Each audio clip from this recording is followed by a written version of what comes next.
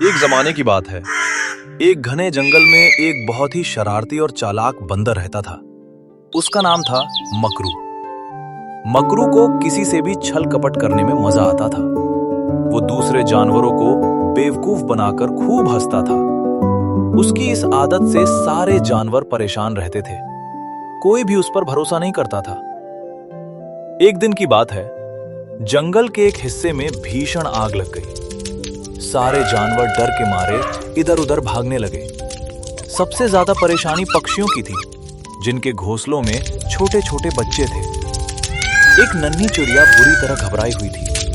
उसके अभी अभी अंडे से निकले 2 बच्चे जमीन पर गिर गए थे और आग की लपटें उनके पास बढ़ रही थीं। वो बेचारी जोर जोर से चीख रही थी, बचाओ, कौन है मेरे बच्चों को बचाने वाला?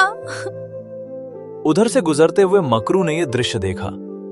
चिड़िया ने उसे देखते ही गिड़गिड़ाकर कहा, मकरू भाई, तुम तो बहुत चालाक और फुर्तीले हो। प्लीज मेरे बच्चों को बचा लो, आग उनके पास आ रही है।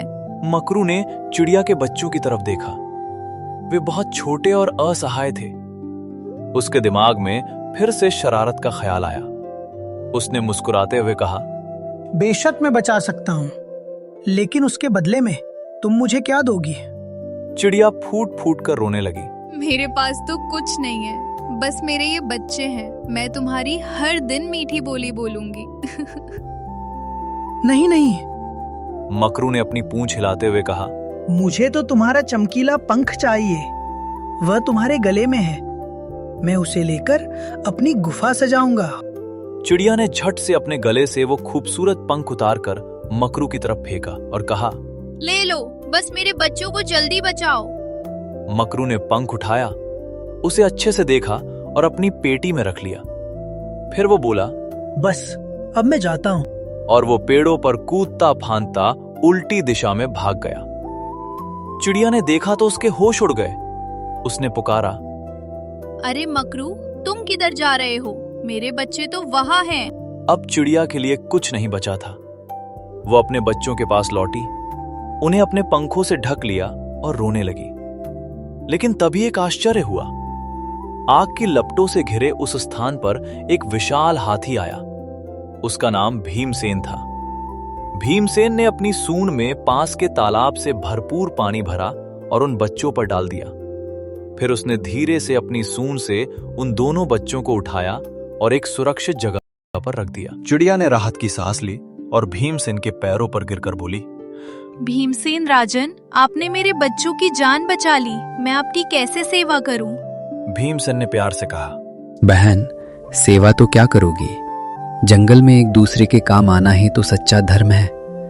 ये लो, तुम्हारा ये पंख रास्ते में गिरा मिला था। शायद किसी चालाक ने गिरा दिया होगा। भीमसेन ने वही चमकीला पंख चिड़िया को लौटा दिया जिसे भागते समय मकरू ने गिरा दिया था।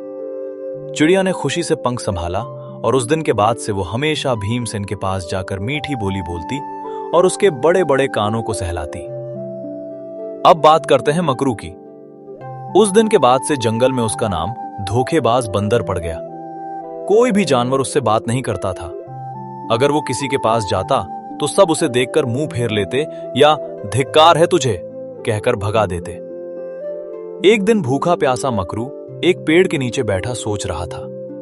उसे बहुत बुरा लग रहा था। उसने देखा कि दूर भीमसेन के आसपास सारे जानवर खुशी खुशी इकट्ठे हैं, एक दूसरे की मदद कर रहे हैं और हंस हंस कर बातें कर रहे हैं। उसे समझ में आ गया कि धोखा देने से कभी सच्चा सुख नहीं मिलता।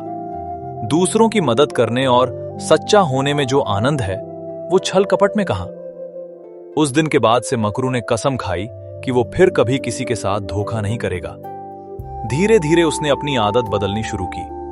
वो दूसरों की मदद करने लगा और सच बोलने लगा। देखते ही देखते जानवरों का विश्वास उस पर लौटने लगा और जंगल में फिर से खुशियां लौट आईं।